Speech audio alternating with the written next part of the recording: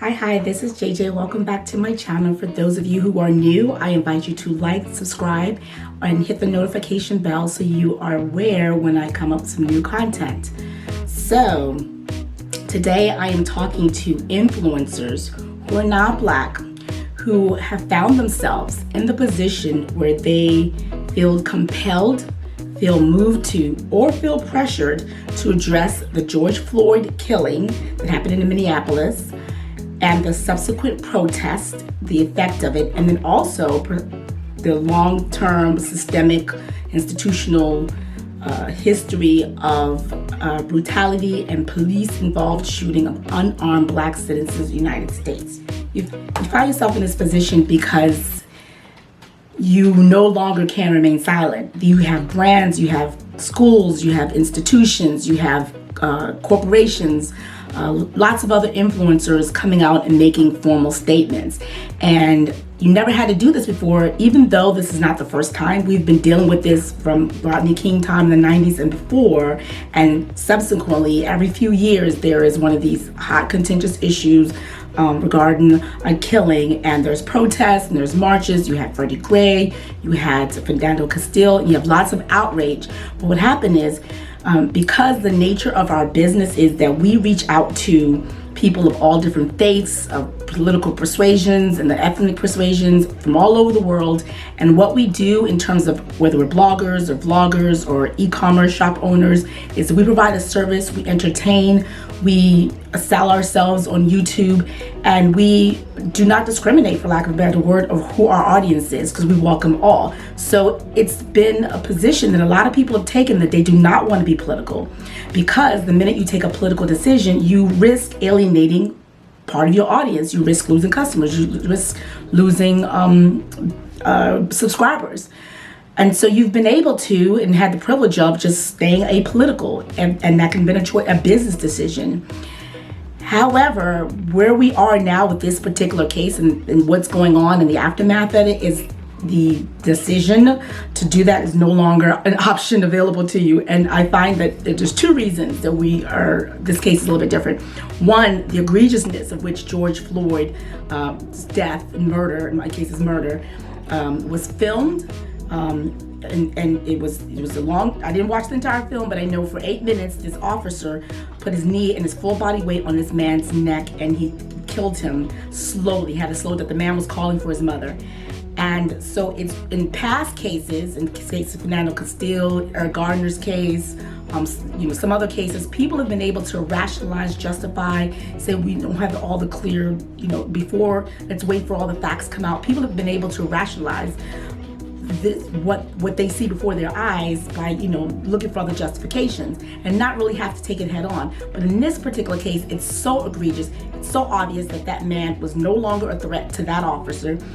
And also, what also made it egregious is the fact that the smugness of the officer's face as he did it, how calm he was, and the fact that he did not care that there were several cameras looking at him, filming his actions. He felt content and well knowing that in the history of this country, and also in the history of his police department is now formally being investigated, I believe, I'm not quite sure, but the Department of Justice, but as several investigations have started against that police department, he knows that even though he has had several different complaints against them, he remains in the force because they cover up for him. There's a system.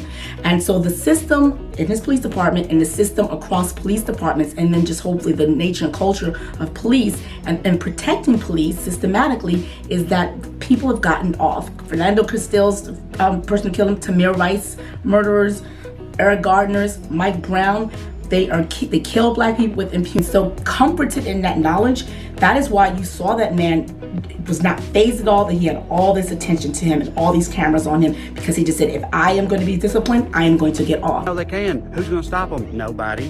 What's going to happen to them? Nothing. So that is what the second part of it is. Not just egregious when he was killed, but also it sent a clear signal. That man's actions, the way he was calm there, tells us that there's a systematic problem. So because of that, you have the protests.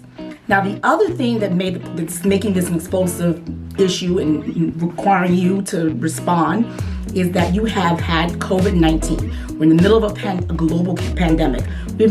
That's still an issue right now. If you're watching this video, it is June 2nd, 2020, and cases of coronavirus and COVID-19 are still going up in many states, United States, in many countries across the world.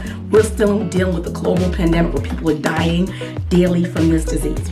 However, because of the disease and because of global stay-home orders and calls to self-isolate and people just being fed up of being cooped up in their home for months now, people are looking for an excuse to get out. And so folks who may ordinarily have just sat out these protests now say, hey, here's an opportunity for me to act in solidarity with these people, with this community, and speak out and have my voice heard and join these protests. So you have these massive protests of people who've been cooped up, and so it's larger than normal. So that's another reason. So it's not just egregiousness of this murder, and also clear evidence of systemic racism in police departments and in police culture.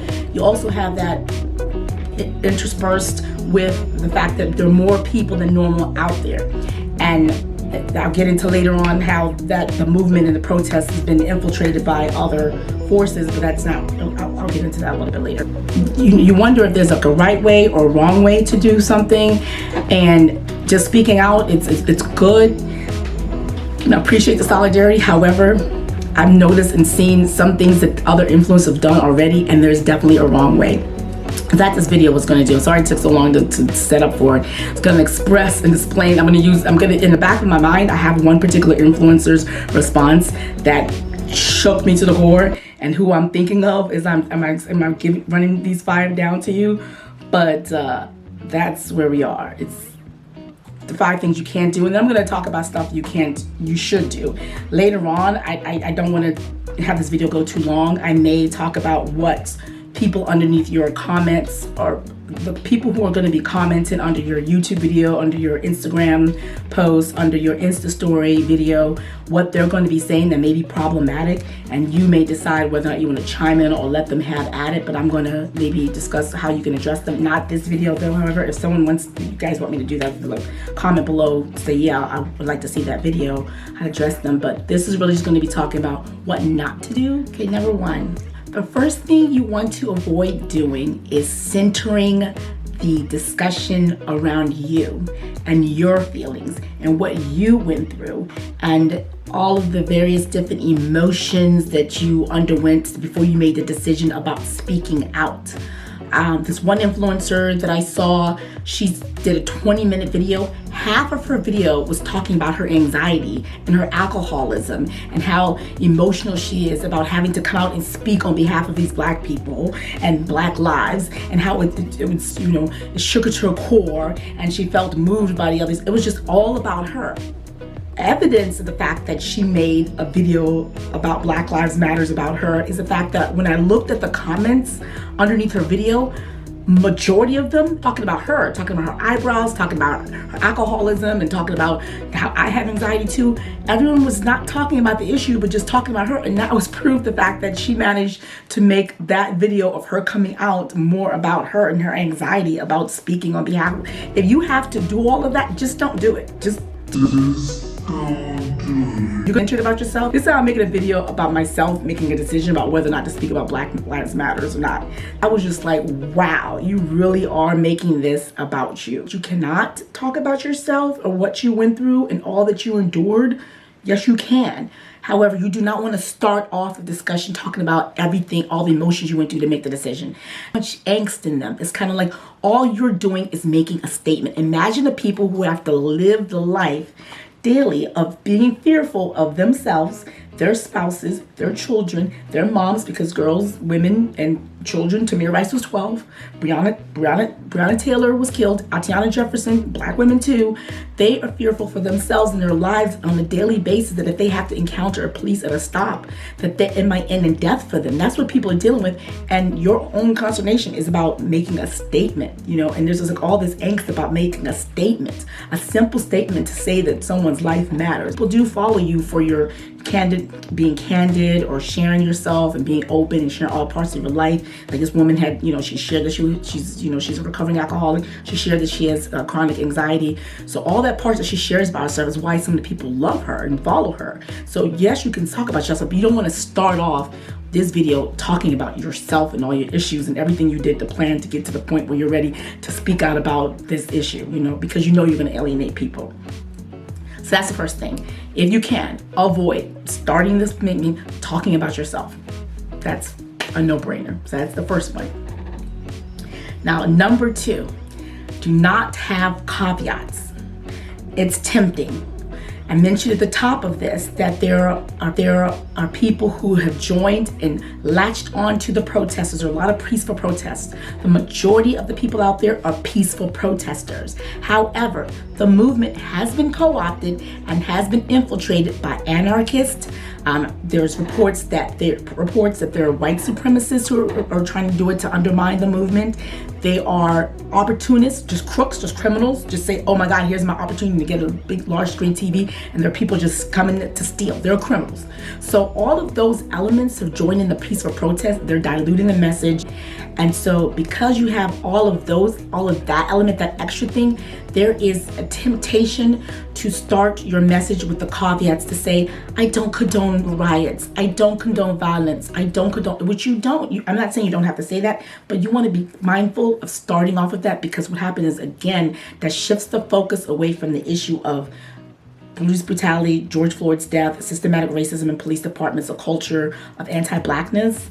It shifts the focus away from that onto the riots and prioritize that. And so you put that on top. So instead of your message being that I support Black lives, but they have all these rioting and looting, it should be there's rioting and looting, but someone was killed. It's like a reverse of the priorities. Do not start. I'm not saying you can't talk about the riots and stuff like that. You can, but I think in addition to not making it about yourself and centering on you, you definitely should not center it on external other things that's going on, the effect, because it signals to someone looking at it. Like when I watched that person's video and I saw her centering it on her, it said to me, you don't really care. This is not out of y'all. I mean, I know you, I appreciate you making a statement, but the fact that you made it about yourself means that you really you're doing this out of pressure, not because you want to, and it takes away from the authenticness and the genuineness and, the realness of what you're bringing to the table when you're making it about yourself. Similarly, once you start with all the riots, it's saying that you're really more concerned about property, about the effect of the cause. The cause is the killing of George Floyd. The cause is domestic racism. The effect is protest, and then attachment of these rogue entities, criminals, anarchists. That's the effect of the cause. So do not start with about the looting or the methodology or any of that shit. As far as I'm concerned, the blame for the situation in Minneapolis belongs solely to the Minneapolis police. Put simply, if you don't want your town ripped apart by riots, then, to paraphrase 90s Jim Carrey, stop murdering people, assholes. Effect. Start with the cause in your message if you can. I'm not saying you can't mention riots, but don't start off with it. And then also when you do that, when you mention the riots, what you're doing again is you are, and this is also part of with the caveats, and I'm going to mention another caveat, is that you are first appeasing those people who are outraged by the riots, about the property damage. Mentioning riots is one of the disclaimers that you want to avoid starting with. And the second caveat you want to avoid is not all cops are bad. Again, what you do when you're doing that is that you are, before you're addressing the people who are hurt, before you're saying I'm speaking out in solidarity with this community that's hurt, this problem that we have, I at first want to appease the cops first. I want to appease people who are members of cops. I want to appease my audience members who are married to cops. I want to appease all the cops first and let them know, yes, I'm doing solidarity, but I want you to know that I value you and I know that all you guys aren't bad. And that may be true, and that's true. I have police officers that are different. My father-in-law was a chief of police, not in this country, but he's chief of police. My husband's uncles were police officers. One of my uncles in another country as well was a police officer. So my family has police as well. What we're dealing with here is, for every good cop, if you have 10 bad cops, but you have 1,000 good cops, and those 10,000 good cops don't say up and speak up or turn in or do anything about those 10 cops, what you have is 1,010 bad cops, because they're essentially upholding them, allowing them to continue to abuse, and so you have that system of them being protected. And in this case, you had one officer with his neck that actually did the killing, but you had 3 other officers. Here you go. You have 3 other officers around watching. So the other officers could be, they're not good, but if you were to say, bad cop, the person who killed, good cop, the people who didn't do the killing.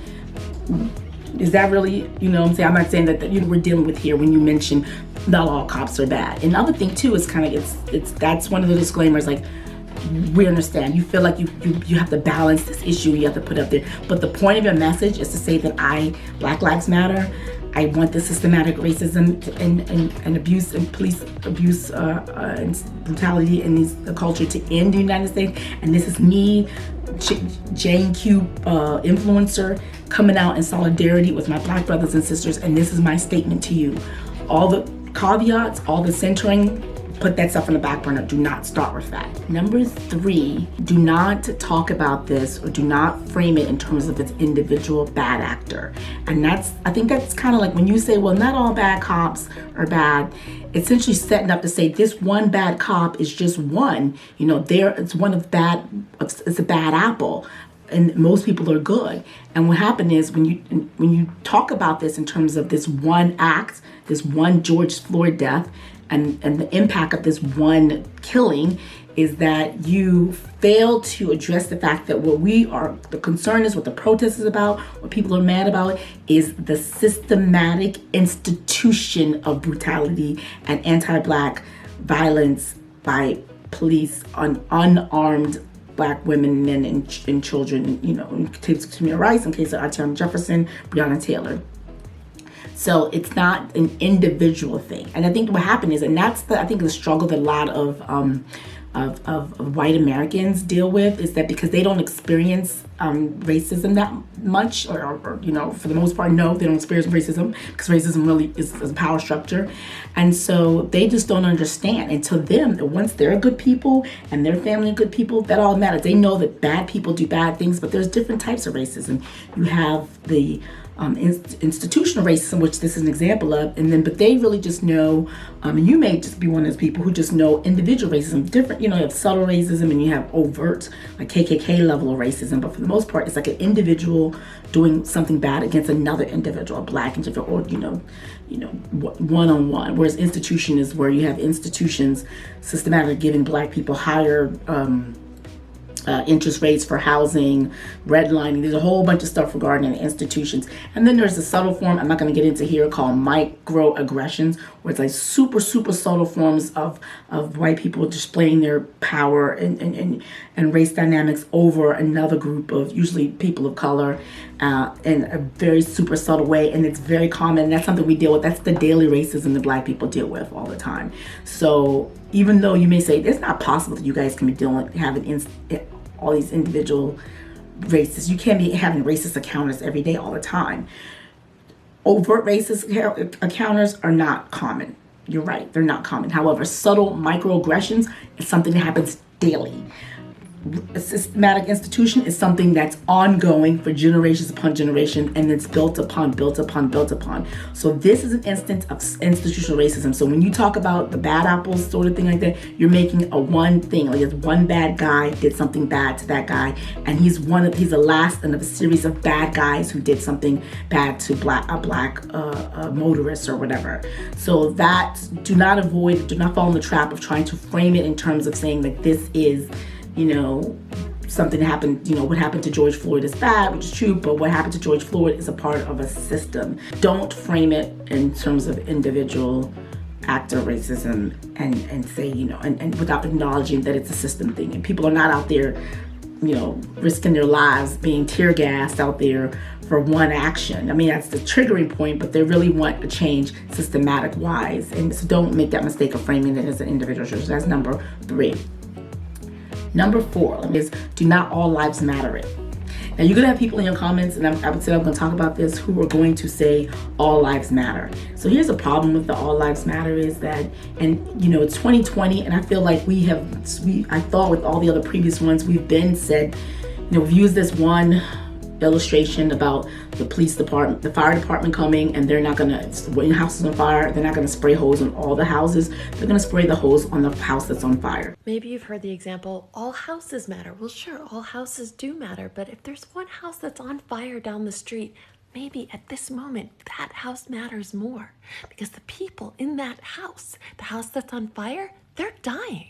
That's a common anecdote. Another one that people say, if you go to a charity event for heart disease, you're not going there and say, what about cancer? You gotta stand up and say, all people, the ways all diseases matter. No, we're here for charity on heart disease. The problem at hand is systematic institutional abuse of Black people at the hands of government, taxpayer-funded state agencies who are trained and go to police academy and trained to de-escalate and trained to avoid civilian deaths in police encounters. That's their job.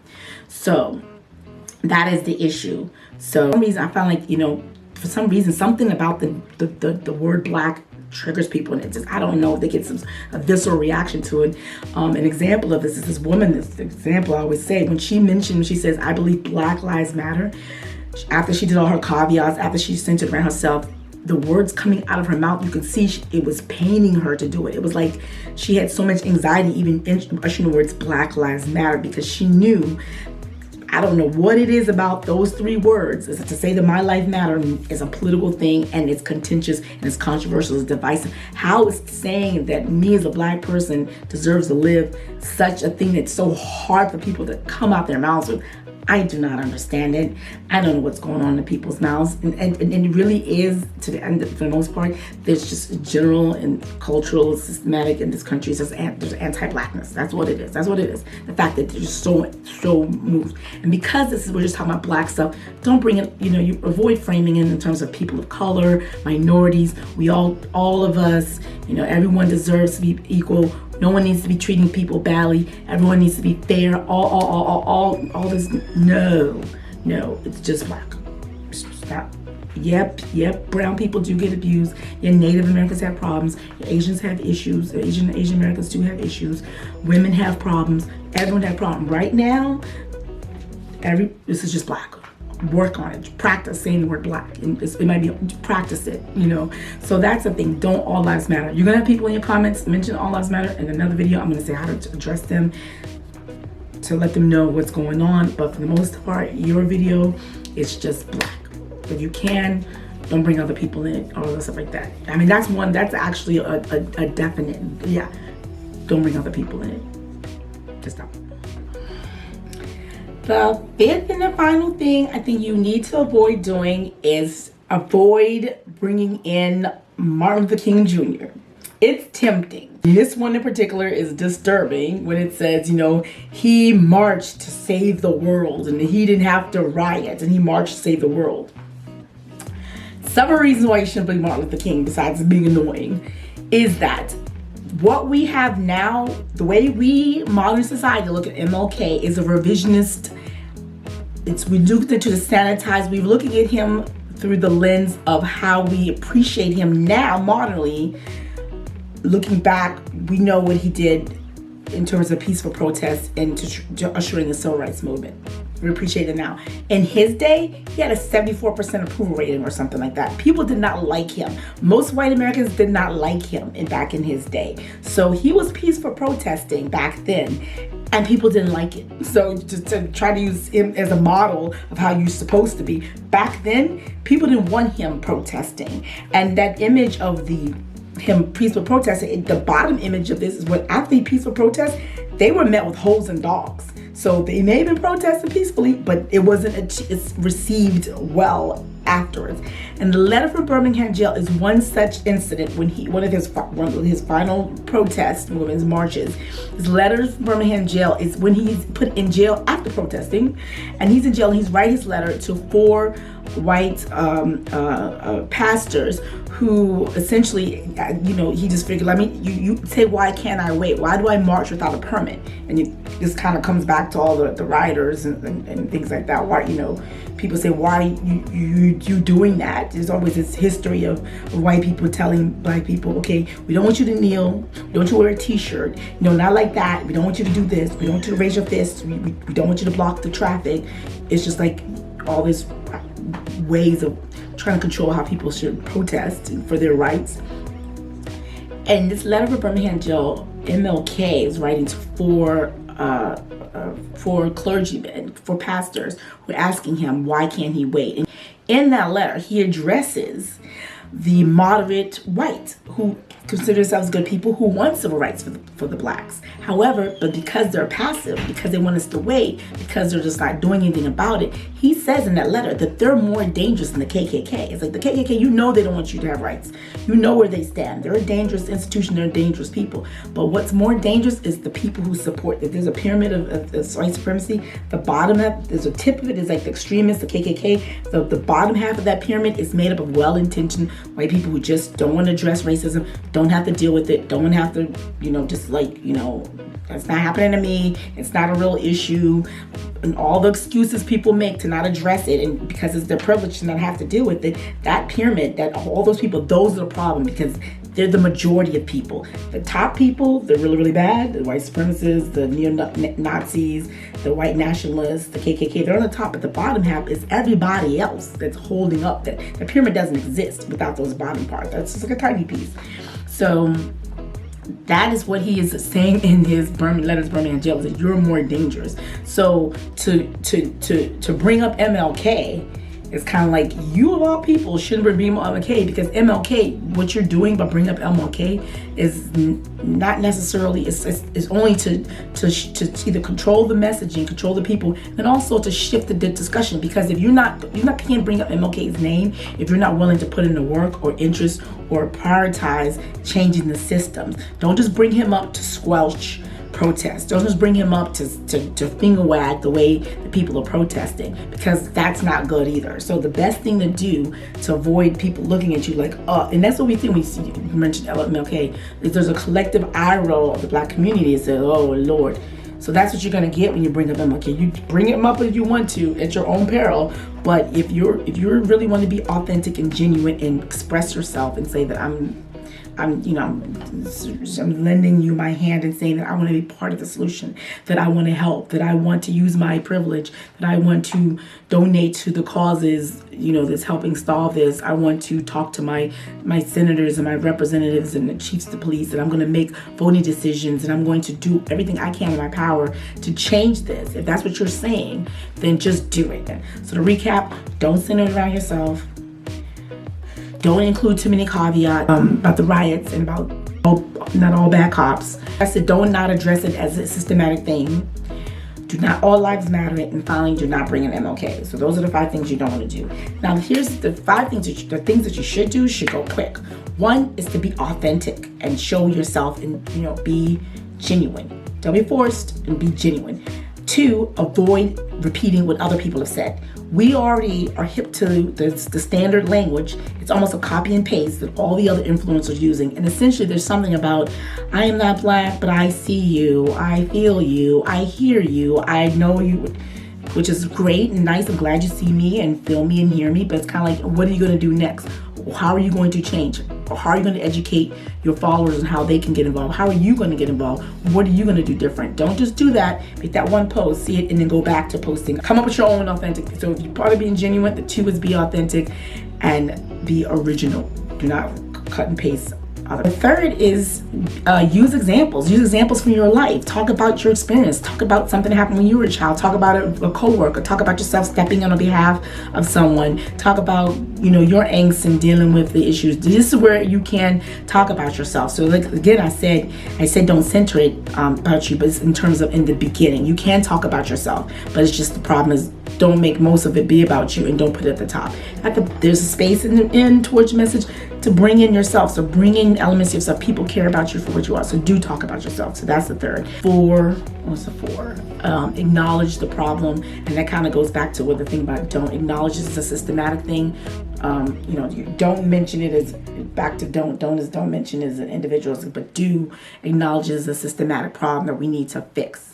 I mean, there'll be people in your comments or people who don't agree. The people might unfollow you for this because they don't think it's systematic, because their heads in the sand, they don't want to agree. That's fine. But if you're going to be doing this, it's systematic. I'm just telling you, there's no ifs, and or buts about it. It's systematic. So do acknowledge a systematic thing. And the last thing, 5, last one is say what you're going to do. Like, how are you going to change? What are you going to do? What's the next step after this message? How are you going to, if you can put links down to organizations that are either bailing out some of the peaceful protesters, not the rioters, the organizations that are doing the groundwork in terms of dealing with helping people who are in the system get counsel, get representative, people working on police reform efforts. So that's the end with that, and that's it. So it sounds like it's a lot, but it really is 5 simple things to avoid, and just try to be authentic, and then come up with that. And it doesn't have to be a big message. It could be something very simple, And I offer this service because I know that even though there's controversy even regarding Black people educating others on how to be less oppressive, or how to react and respond, what to tell their kids, it's exhausting. I'm exhausted. I'm tired. I'm dealing with this stuff. I'll fight with people on social media. I'm dealing with the news. I'm dealing with my own personal angst over watching this video. I'm dealing with my own anxiety regarding this. COVID-19 is still out there. I'm trying to work as well, raise my kids. I have children. So all this stuff is going on top of everything that's going on in our lives. We're constantly being asked to educate other people. And so that's kind of a hard burden, because, we're being asked, the people who are the recipients of this are being asked to do the heavy lifting in educating other people and change. And that is the problem. We're exhausted. And so I'm so glad that more and more allies are saying that the work that needs to be done going forward, now that we have less attention to it, is please see the work has to be done where other people has to pick up some of the slack and help us along the way and say, okay, we're going to take, you guys have worked so hard, rest. Black women, rest. We got this. We got y'all. So that's it. I hope that was helpful. Comment below. Like, subscribe. This is JJ Cat.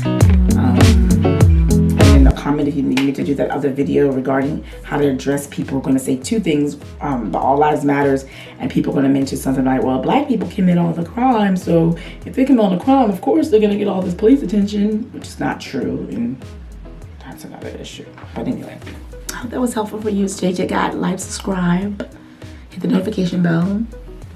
I talk about Pinterest and social media and influencer and digital entrepreneurship in this space. I have another channel that I dedicate to pop culture issues, which I might cross-post this actual video over there, maybe, or elements of it. But for the most part, talk to you later. Peace. Bye-bye. I hope that's helpful for you. Take care. Bye, friends.